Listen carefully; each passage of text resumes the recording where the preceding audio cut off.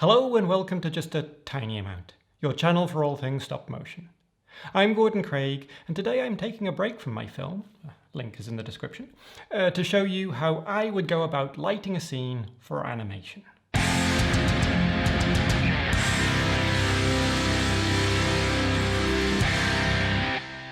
In many ways, I view stop motion animation to be very similar to photography. In both mediums, you are telling a story or eliciting an emotion by carefully selecting your composition, focus, and all that jazz. One way that the two disciplines can vary, though, is the way that you think about lighting. In photography, you are often capturing a snapshot of real life, and you need to set up your lighting so that it looks good at that instant. So if a model is swishing their hair about, you need a bright flash and a very fast shutter speed to capture it in all its crisp beauty. In stop motion, you are creating the illusion that a fixed scene is actually an instance of real life. You don't have to deal with their hair swooshing about because it hopefully stays exactly where you positioned it. Instead of using bright lights and shutter speeds of fractions of a second, you can use smaller lights and have shutter speeds of a second or more. I use a variety of lights to light my scenes, from tubes and strips of LEDs for getting nice even light over an area, to spotlights for getting a little bit more light exactly where I want it to go. When picking your lights, it's important that you go for bulbs that don't flicker. Now, Edu Puertas has a great video which will tell you all about that, and you can find that just up here. I cannot give you a one-size-fits-all formula for how to light a scene, as it very much depends on the style that you are going for, the setting of your animation, and the scale that you are working at. What I can do, though, is take you through how I would go about lighting a scene, including the decisions I make and why I make them. Let's go do that. So welcome once again to my studio. I've got a very basic setup here that I'm going to use to give you an example of how I would go about lighting a scene. So the first thing I want to point out is that there's essentially two different categories of lighting. There's global lighting and then there's directional lighting. Global lighting is the large sort of strip lights that you would use to illuminate an entire set. Now this is just to give sort of the ambient background light and try and avoid casting too many shadows and other things like that. For this I would use sort of room lights that are well diffused and fluorescent tubes and other such lights like that. So the other type of lighting is directional lighting. This is a sort of single bulb sort of lights that, as the name suggests, have a direction that you pick and position them in the scene. For shots like this, I would use lights like this. This is a positionable reading lamp. This is quite a nice one. I use this one quite a lot because this has got two different brightness settings, sort of a dim and a brighter light, and then three different colors. And this is going to be the type of light that I'm going to be showing you for this shot. So we'll start off by putting this light in place and coming across to the software that I'm using. So for this tutorial, I'm going to be using Dragonframe. And I know some of you don't have Dragonframe, but hopefully the software that you do use will have some of the features that I'm going to be using here. I've already set up the camera with the sort of the composition that I want, a nice head-on view of the puppet. I've focused in on the face and chosen a depth of field that just about includes the hands before it starts to lose focus. So when positioning your directional lights, the key thing to note is the closer you are to the subject, the more intense the light will be. So if we bring this light up here and get it quite close in, we can see that the image gets quite overexposed. And if we take a shot, whilst the background is nice and black, which is what we're looking for, some of the areas look blown out. And a nice feature of Dragonframe that I don't know whether other software offers is this icon down here at the bottom, which is showing you what areas are underexposed or overexposed. So the blue areas are areas of the image that is far down into the black end of the scale, whereas the red areas are the ones that are sort of fully white. And once you get fully black and fully white, you start losing information. All of the subtleties in that area are lost in the image, and you can't retrieve them again in post-production. So this situation where you would have extremes at either end of the scale is normally something you would want to avoid.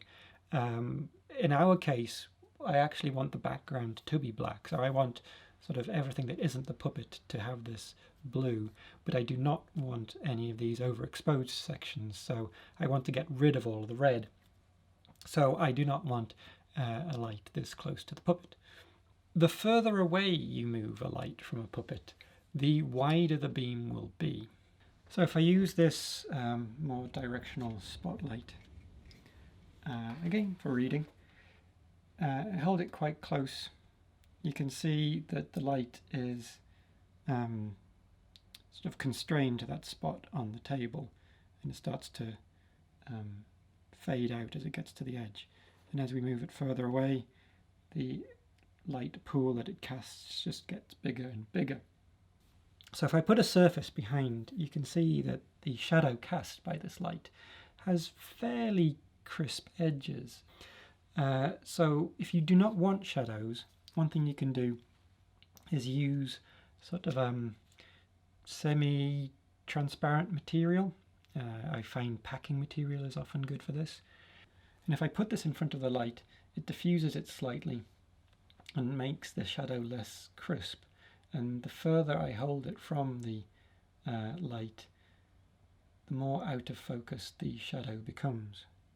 Back to my original light, the options you have when you've got lights with different levels of brightness is that you can have a brighter light but use a shorter exposure time, or you can use the dimmer light and then have a longer exposure time. So there's various reasons that you would do either of these. I think that if you use a brighter light for a shorter exposure time, the shadows are a little bit crisper. You get slightly less light bleeding off into the surrounding areas. But also having a brighter light means that it's casting stronger shadows, and also in this situation some of the light will be spilling off onto the background, and I'm wanting as little light to get back there as possible because I want this background to be black. So for this reason, for this shot, I'm going to use the lower light level but have a slightly longer exposure time. Now the style of shot that I'm going to go for in this example is that of film noir. Film noir is a very old film genre where the production had very low budgets, so they didn't spend too much on set and they didn't have very elaborate lighting rigs. So what little lighting they did have, they focused it on the actors, so the attention was more on them and less on their surroundings. To achieve this, I first of all need to dim the lights in the room, so I'm going to be turning off the light that I'm using to illuminate myself, but that's not the end of the world. I'm not the important part of this video. The next thing I'm going to do is move the light around the side of the puppet's face. If we look at Dragon Frame, we can see that this is casting a severe shadow across the other side of the face, which is giving it a very sort of dramatic, moody look. If we take an image here, we can see that it's not bad, but I think there is definitely room for improvement. For the first thing, it's a little bit warm. Now this is because I'm using the yellow setting of this light, so it's giving this sort of a warm glow to the image. The other options from this light is a blue light and a white light. So if I switch to a blue light, this gives the shot a very different feel, as you can see.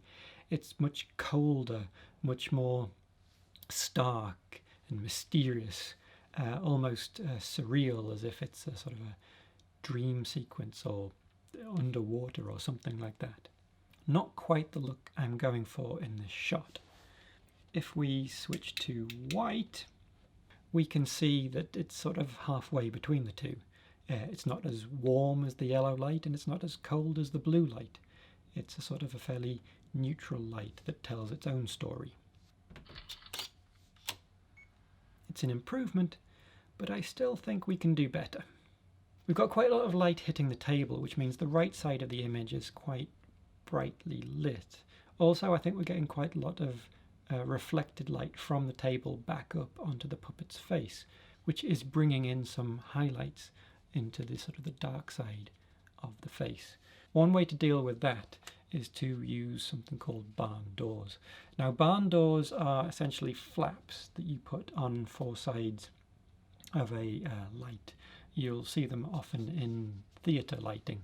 And to restrict light from where it shouldn't be, you close the appropriate flap, and that stops the light from going in that direction. So to simulate that for this setup, I'm going to use pieces of card.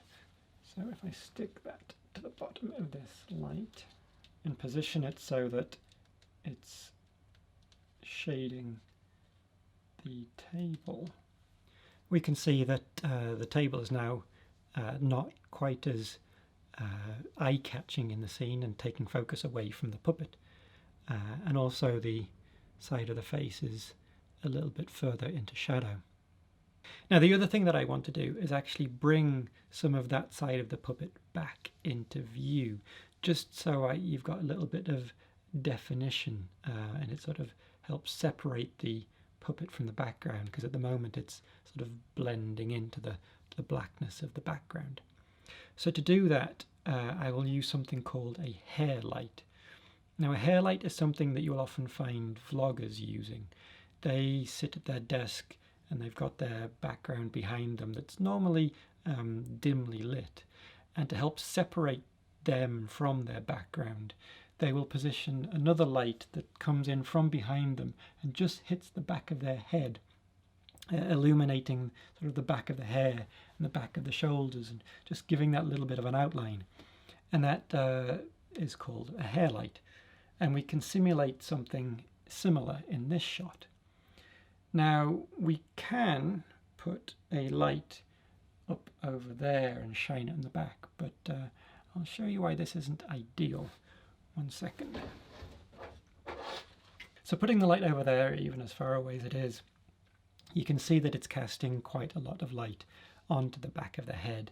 Now, what I could do is put several layers of that sort of diffusing sheet in front of it to sort of really dim it down. But there is another way that we can get the same result with a lot less effort. So this is just a piece of foam mount board that's been taped to a wooden block. And this essentially is just a reflective surface. It's just a white piece of material. You could use paper, you could use anything that you can find that you can put into shot and bounce a bit of light off. So if I position this up here, now going back to drag and frame, we can see that there's not enough light coming from the single light that we've got bouncing off that to have much of an effect on the puppet. So what I will do is I will use this second light here to bounce some light off that sheet. So the first thing you'll notice is that the way it is, there's quite a lot of light spilling from this onto sort of the front of the table here.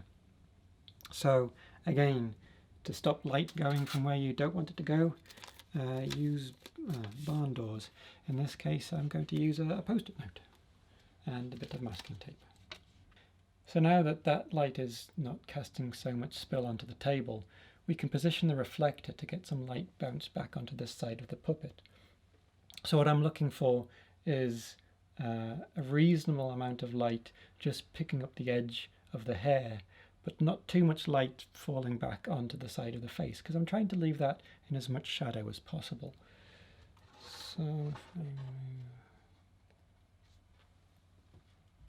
So if we go for a shot there, that actually looks really nice. So nicely balanced, and all the light is going where I want it to go. And I think this will look particularly good in black and white. So I hope that has given you some ideas about how you could think about lighting. The best way to learn, of course, is by trying a few different setups yourself and seeing what works for you. And that's the end of another video. Like and subscribe and all of that. And until next time, I'm Gordon Craig.